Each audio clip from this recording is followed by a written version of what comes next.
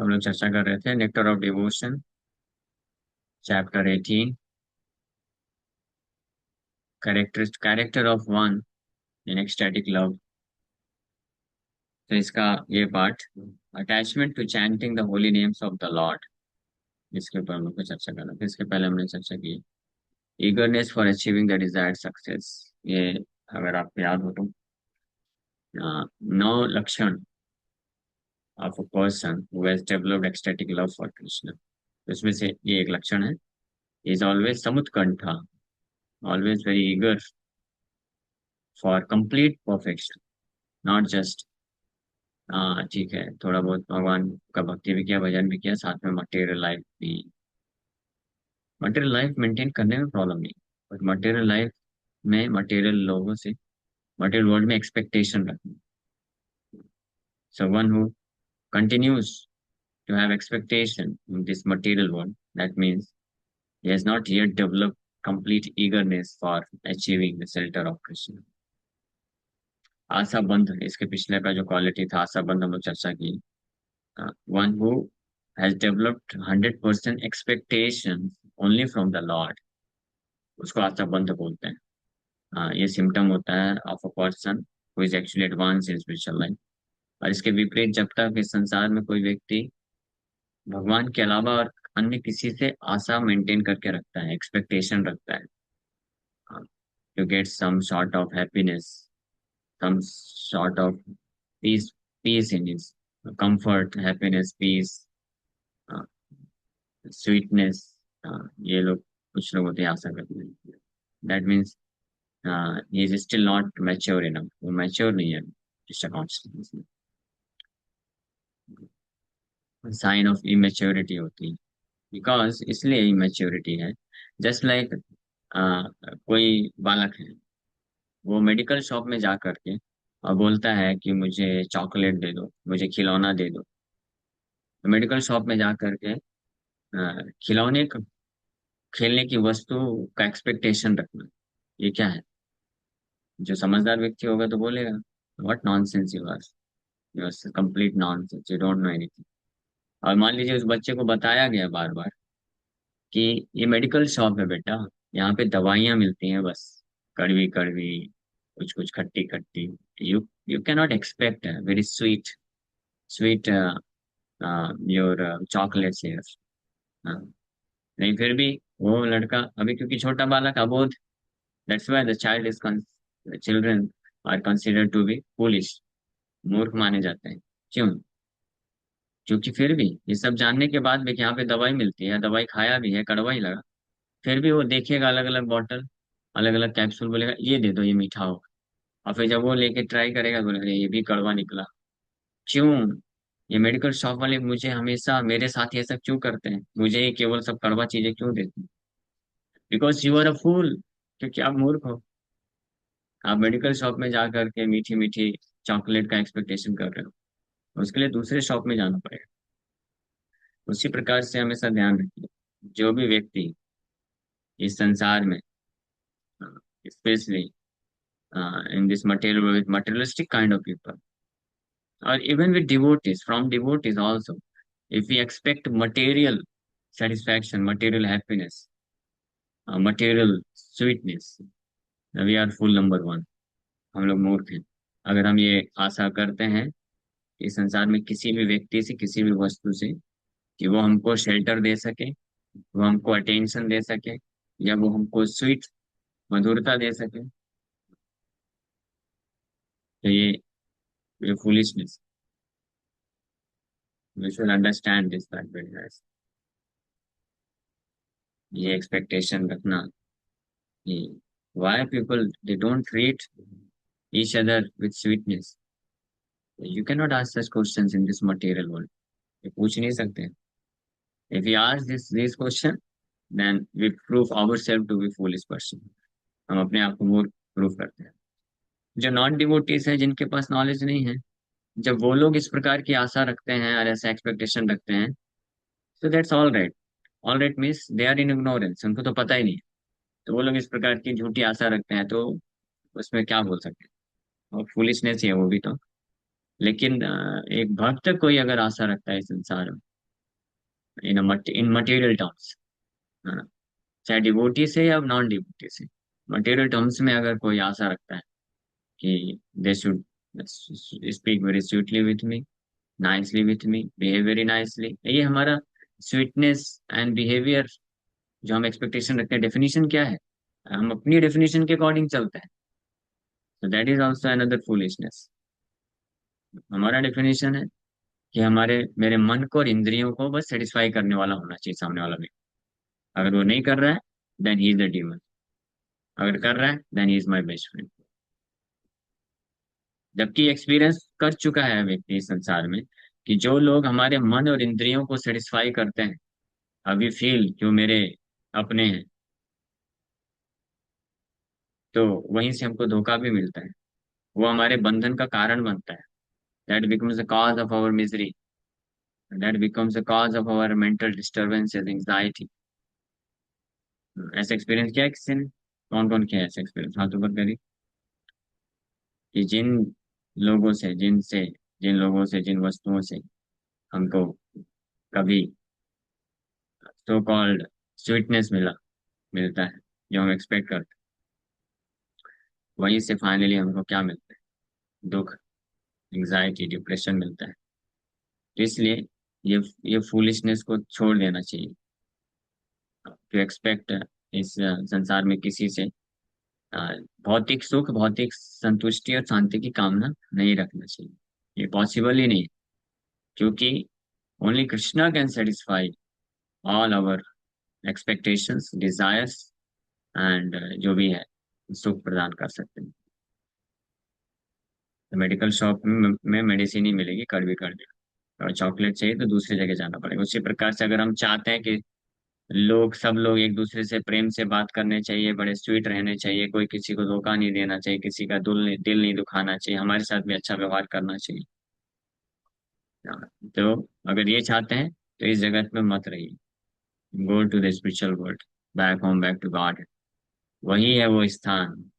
हाँ, यथा गानम नाट्यम गमनमपि गमनमपि प्रिय सखी वंशी, ये ब्रह्म संहिता में वर्णन किया गया है कि आध्यात्मिक जगत वो स्थान है जहाँ पे every every word is a song, every step is a dance, and every thought is expression of your love. वो आध्यात्मिक जगत, वहां पे ये प्राप्त हो सकता है जहाँ पे कोई भी व्यक्ति कुछ भी बोलता है ना, तो सामने वाले को लगता है कि सिंगिंग सो स्वीटली, कितना अद्भुत तरीके से ये गा रहा है, मधुर है, और इसको सुनने में बड़ा इंटरेस्ट, आनंद आता है सबको। एक भंवरा भी होता है, भंवरा जानते हैं? हम्म, हम्म, गुनगुनाते रहता है। तो यहाँ पे तो कोई भंवरा ऐसे गुनगुनाते रहेगा तो इरिटेटिंग लगता है। लेकिन आध्यात्मिक जगत में पता है कैसा है? भगवान कृष्ण गार्लेंड पहनते हैं, तो गार्लेंड से आकर्षित होकर के भगवान कृष्ण के छाती में भंवरे आ जाते हैं।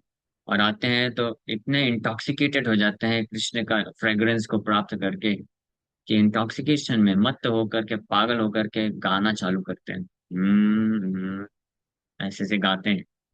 तो जितने भी भक्त हैं सब, गोपियां हैं, गोप सखाएं हैं, मोर हैं, हिरण हैं, सारे पशु पक्षी सब जो गुणगान करने में लगे रहते हैं, सब शांत हो जाते हैं और सुनते हैं ध्यान से कि ये भमरा प्रभु क्या गा रहा है कृष्ण की प्रसन्नता के लिए। और वो सुन करके सब बड़े खुश हो जाते हैं। This is called spiritual world. ये चीज हम यहाँ भौतिक जगत में एक्सपेक्टेशन करना भी नहीं चाहिए। तो अगर किसी को ऐसा चाहिए, ऐसा स्थान जहाँ पे इस प्रकार से फीलिंग होता है, हाँ, तो उसको आध्यात्मिक जगत में जाने की तैयारी कर लेना चाहिए। कौन कौन है आप में से ऐसा जगत चाहते हैं? बाय द वे, आप में से कौन कौन इच्छा रखता है कि जिसको ऐसा जगत चाहिए जहाँ पे केवल अ, गम भी ना हो, आंसू भी ना हो? ऐसा एक गाना आया था ना, बहुत पुराना हिंदी। आ आ चल तुझे लेकर चले उस गगन के तले, जहाँ गम भी ना हो, आंसू भी ना हो। लेकिन दुर्भाग्यवश वो गाना गाने वाले व्यक्ति को, या गाना बनाने वाले व्यक्ति को, किसी को पता ही नहीं है वो गगन कौन सा गगन है। दैट इज स्पिरिचुअल स्काई, वो आध्यात्मिक गगन है और इस भौतिक गगन मटेरियल स्काई में आप कहीं भी चले जाइए, हर जगह गम और आंसू ही मिलने वाला है। ब्रह्मलोक में भी चले जाएंगे तो उधर भी गम और आंसू ही मिलने वाला है, और कुछ नहीं मिलने वाला है। So anyway, so eagerness for achieving the desired success. The attachment to chanting the holy names of the Lord. In the same Krishna Karnamrit, there is another statement about the chanting of Radharani. It is said by one of the associates of Radharani, O Lord Govinda, the girl who is the daughter of King Vrishabhanu is now shedding tears, and she is anxiously chanting your holy name, Krishna, Krishna, Krishna. So attachment to the chanting of the holy names. जो भगवान के प्रति भाव विकसित कर लिया है, तो उसका भगवान के नाम जप करने में अटैचमेंट आसक्ति होता है। तो कृष्ण कर्णामृत में ये स्टेटमेंट आता है।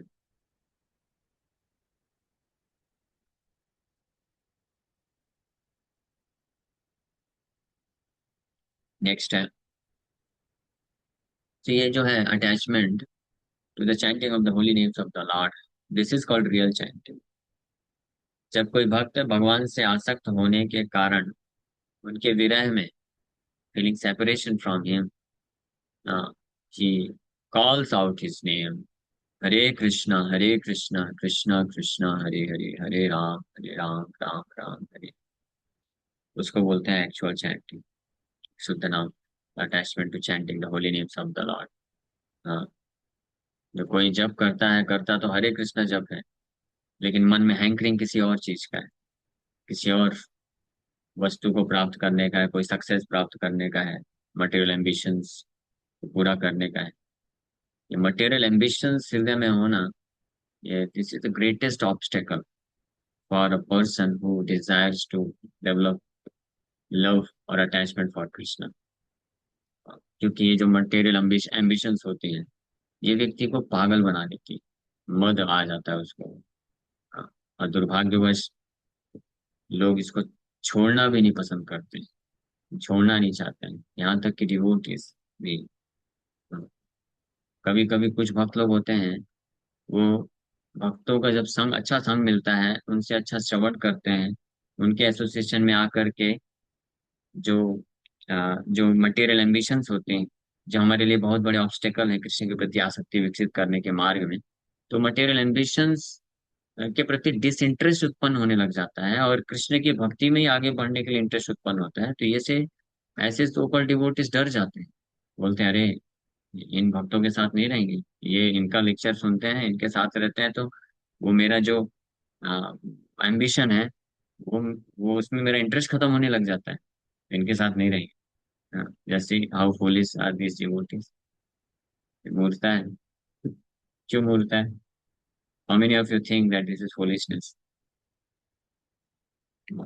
मूर्खता क्यों है? कौन बता सकता है? भगवान के प्रति आसक्ति बढ़ना चाहिए, भौतिक संसार से जो आसक्ति है, एम्बिशन से, वो नष्ट होनी चाहिए।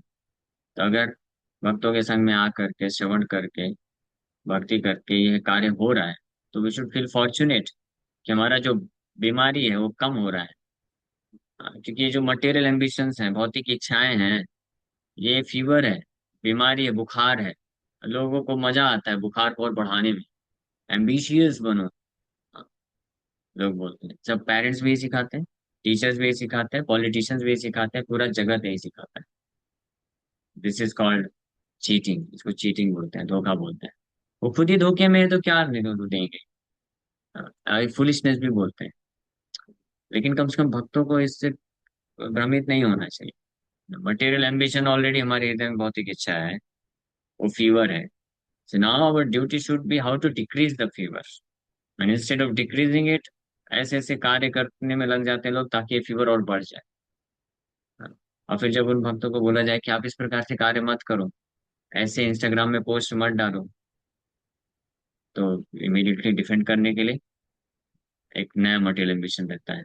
प्रभु जी, this is necessary for my career, मेरे करियर बनाने के लिए बहुत जरूरी है। तो करियर बनाने का जो डिजायर है वो ऑलरेडी एक बुखार है, और उस बुखार को बढ़ाने के लिए कुछ कार्य करते हैं आप, और उसको बोला जाता है कि मत करो ऐसा, तो बोलते हैं नो दिस इज नेसेसरी। तो फिर ऐसे केस में अगर ऐसा कोई पेशेंट होगा जो डॉक्टर के पास जाता है, उसको बुखार चढ़ी है पेशेंट को, और डॉक्टर उसको बोलता है कि आप ये चीज मत खाओ और ये दवाई लो ताकि आपका बुखार कम हो जाए, तो पेशेंट आर्गुमेंट करता है कि अरे डॉक्टर साहब आप क्या बोल रहे हो, मैं अगर ये दवाई खाऊंगा और ये चीजें जो आप बोल रहे हैं नहीं खाना है, तो इससे तो मेरा बुखार कम हो जाएगा। तो डॉक्टर फिर क्या बोलेगा? बोले एग्जैक्टली आपको बुखार कम ही तो करना है, आपको स्वस्थ होना है कि नहीं होना है? अगर नहीं होना है तो फिर जाओ, फिर हॉस्पिटल किस लिए आए, डॉक्टर के पास किस लिए आए? अगर बुखार को आपको कम नहीं कराना है, बुखार को बढ़ाना ही है, तो फिर डॉक्टर का टाइम वेस्ट क्यों कर रहे हो और अपने आप को भी परेशानी में क्यों डाल रहे हो? फिर जाके बाहर मस्त बिंदास जो खाना है खाओ रहो, और बुखार बढ़ाते रहो और एक दिन मृत्यु को प्राप्त कर लो। ये करो। डॉक्टर के पास आ गए तो फिर स्वस्थ होने की जिम्मेदारी हमको लेना पड़ेगा, बुखार कम करना है, इसमें खुश होना चाहिए। तो इसी प्रकार से साधु संघ या भक्ति मार्ग को स्वीकार करने का अर्थ क्या है, ये हमको बहुत क्लियर कट जान लेना चाहिए। This path of devotional service is not meant for increasing our fever of material desire, ये मटेरियल एम्बिशन से होती है। भौतिक इच्छाओं भौतिक इच्छा रूपी जो ये फीवर है, बुखार है, इसको बढ़ाने के लिए भक्ति नहीं है। लोग भक्ति का सहारा लेते हैं अपने मटेरियल डिजायर्स को फुलफिल करने के लिए, मतलब डॉक्टर के पास आते हैं और उसके उसके सहारे अपने बुखार को बढ़ाना चाहते हैं। कोई जेन्युइन डॉक्टर ऐसा कुछ करेगा कभी? वो तो खींच के एक थप्पड़ लगाएगा, बोलेगा भाग जाओ इधर से, मेरे से ऐसा आशा मत करना कि मैं आपको जो बीमारी है उसको और बढ़ाऊं। डॉक्टर से क्या एक्सपेक्ट करना चाहिए कि बीमारी को खत्म करना चाहिए, वही जेन्युइन डॉक्टर। उसी प्रकार से जेन्युइन साधु कौन है? जेन्युइन साधु वो है जो आपका जो ये हमारा जो बुखार है, मटेरियल भौतिक कामनाओं रूपी जो बुखार है उसको कम करे, वो वास्तविक साधु है। तो अगर किसी साधु संघ में जाकर के ये कार्य हो रहा है, तो उस साधु को हमको दंडवत प्रणाम करना चाहिए, बोलना चाहिए अच्छा हुआ प्रभु आप हमारा भौतिक बुखार कम कर रहे हैं। ये नहीं कि अरे हाँ, ये साधु संघ में आकर के ये प्रवचन सुन करके मेरी तो मटेरियल एम्बिशंस खत्म हो रही है, कुछ भक्त लोग रोने लग जाते हैं ये सोच करके मेरा बुखार उतरता जा रहा है, तो खुश होना चाहिए कि रोना चाहिए? तो इसलिए फूलिशनेस बोला जा रहा है। प्रभुपाद जी एक प्रवचन में ये बोलते हैं ये चीज। हाँ, कि लोग बुखार को कम नहीं करना चाहते हैं, they want to increase the fever of material desire. Anyway, so ये अटैचमेंट के साथ जो chanting, that is actual chanting. Next है eagerness to describe the Lord's transcendental qualities। Next जो लक्षण होता है उस भक्त का कि attachment for chanting the glories of the Lord is also expressed in the Krishna Karnamrita as follows: What shall I do for Krishna who is pleasing beyond all pleasurable conceptions and who is naughtier than all restless boys? The idea of Krishna's beautiful activities is attracting my heart, and I do not know what can I do. तो eagerness to describe Lord's transcendental qualities, भगवान के दिव्य गुणों का वर्णन करने के लिए बहुत उत्कंठित होता है ऐसे भक्त का हृदय जिसके हृदय में कृष्णवृत्ति भाव उत्पन्न हो गया है। तो कृष्ण कर्णामृत में बिल्व मंगल ठाकुर ये एग्जाम्पल देते हैं, बोलते हैं कि मैं कृष्ण के लिए क्या करूं जो हर प्रकार के आनंद प्रदान करने वाले विचारधाराओं में सर्वश्रेष्ठ रूप से आनंद प्रदान करने वाले हैं, और जो हर प्रकार के चंचल लड़कों में हाँ, सबसे ज्यादा चंचल है। हाँ, The idea of Krishna's beautiful activities attracting my heart, Krishna के सुंदर दिव्य क्रियाकलाप मेरे हृदय को आकर्षित कर रहे हैं, और मुझे पता नहीं है मैं क्या करूं, कैसे उनका वर्णन करूं, और कितना वर्णन करूं, और मैं वर्णन करना चाहता हूँ ऐसे the best of the transcendental boy who is naughtier than all the restless boys. I want to describe his qualities, how wonderful he is। इस प्रकार से फील होता है वो भक्तों को। नाम गान सदा रुचि। और फिर नेक्स्ट है attraction for living in a place where Krishna has his pastimes, ये हम लोग कल चर्चा करेंगे। Thank you very much. Hare Krishna. किसी वक्त का कोई प्रश्न है तो पूछ सकते हैं। माता जी इस लोग को हमेशा शेल्टर में रहना जरूरी, पिता के, हस्बैंड या फिर पुत्र के? जरूरी क्यों है? ये जरूरी इसलिए है क्योंकि वो हमारा कॉन्स्टिट्यूशनल पोजीशन है। कॉन्स्टिट्यूशनल पोजीशन मतलब हमारा स्थिति ही ऐसा है कि हमको, इट्स जस्ट लाइक, जैसे स्पार्क होता है, तो स्पार्क का पोजीशन ही ऐसा है कि उसको एक बड़े अग्नि के साथ रहना ही पड़ेगा, तभी अपने स्पार्क वाली क्वालिटी मेंटेन कर सकता है। अगर जो बड़ी अग्नि है उससे स्वतंत्र चला जाएगा स्पार्क, चिंगारी, तो अपने स्थिति, वो चिंगारी का जो गुण है उसको खो बैठेगा, वो सस्टेन नहीं कर पाएगा। तो इसलिए ये एक फैक्ट है। प्रकृति का मतलब ही होता है जो आश्रय आश्रय में होती है। हाँ। तो भौतिक संदर्भ में भौतिक शरीर जब तक है, जो देहात बुद्धि में है, तो उनके लिए ये एक फैक्ट है। अगर स्त्री के शरीर में है तो उनके पास अगर कोई योग्य पुरुष होगा, चाहे वो पिता हो या पति हो या बेटा हो बड़ा, तो वो हमेशा फियरलेस रह सकती है, शेल्टर में रह सकती है और पीसफुली जो है कर सकती है कार्य संसार में रहते हुए। अदरवाइज हमेशा उसको एंजाइटी रहेगा, फियरफुलनेस रहेगा, इनसिक्योरिटी महसूस होगा, क्योंकि इमोशंस बहुत स्ट्रांग होते हैं। हाँ। लेकिन अगर कोई भक्ति मार्ग में है जो पूरी तरह से कन्विंस है, और कृष्ण की भक्ति में दृढ़ता से स्थित अगर कोई अपने आप को कर सके और आत्मा के स्तर पे आ सके, तो आत्मा भी प्रकृति है, आध्यात्मिक प्रकृति है। और आत्मा रूपी आध्यात्मिक प्रकृति के जो आध्यात्मिक स्वामी है, जो वास्तविक स्वामी है, वो कृष्ण है। कृष्ण परम पुरुष है। तो अगर हम में से कोई भी, चाहे माता जी हो या प्रभु जी हो, दोनों के लिए ही, अगर कृष्ण को साक्षात्कार प्राप्त करता है, कृष्ण कॉन्शियस बन जाता है और ये पूरी तरीके से कन्विंस हो जाता है, और भगवान कृष्ण के प्रति अटैचमेंट विकसित कर लेता है, understanding that Krishna is original master, original पुरुष, कृष्ण वास्तविक पुरुष हैं, और हम सब उनके आश्रय में अगर रहेंगे, मैं अगर उनके आश्रय में रहूंगा, तो मैं हमेशा फियरलेस रहूंगा, सिक्योर रहूंगा और शेल्टर्ड रहूंगा, मेरा सुरक्षा रहेगा। और अगर ये नहीं है, तो फिर इस जन्म मृत्यु के चक्कर में फंसा रहूंगा। हाँ। तो मटेरियल लाइफ में, भौतिक जीवन में, ये टेम्परेली, भौतिक स्तर पे ये बात सही है कि कोई ना कोई पिता पुत्र या हस्बैंड होना चाहिए। लेकिन अगर आध्यात्मिक दृष्टिकोण से देखा जाए, तो अगर कोई, चाहे स्त्री हो या पुरुष हो, कोई भी व्यक्ति हो, अगर इस संसार के किसी व्यक्ति का आश्रय लेता है, तो केवल इस लाइफ में वो शेल्टर महसूस कर सकता है। लेकिन कोई भी पुरुष इस संसार का, चाहे पति हो, पिता हो, बेटा हो या कोई भी हो, प्राइम मिनिस्टर हो, क्या अपने पे निर्भर व्यक्ति को मृत्यु से बचा सकता है? बचा नहीं सकता। इसलिए उसका भी जिम्मेदारी होता है कि वो अपने पे निर्भर व्यक्ति को परम पुरुष, आदि पुरुष, ओरिजिनल पुरुष का आश्रय दिलाए, और इस प्रकार से जन्म मृत्यु के चक्कर से छुटकारा दिलाए।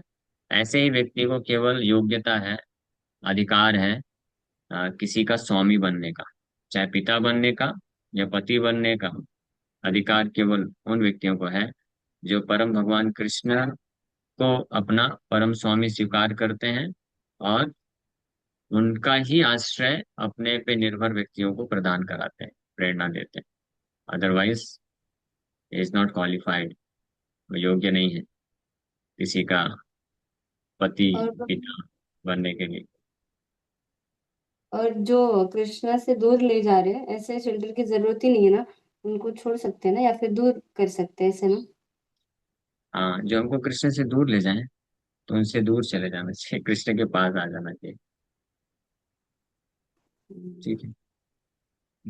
Thank you. Okay, yes Shubham bro.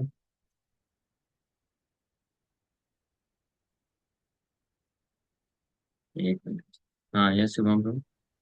हरे कृष्णा प्रभु जी, दंडवत प्रणाम। कृष्ण। प्रभु जी, गोपीनाथ आचार्य सार्वभौम भट्टाचार्य के कौन लगते थे? सारमा भट्टाचार्य के जीजा जी थे। जीजा जी, यानी उनके बहन के पति। हाँ। ठीक है प्रभु जी, भाई मैं कल रात से ही सोच रहा हूँ कि कौन थे, मतलब रिलेशन क्लियर नहीं हो रहा था उनका। हाँ।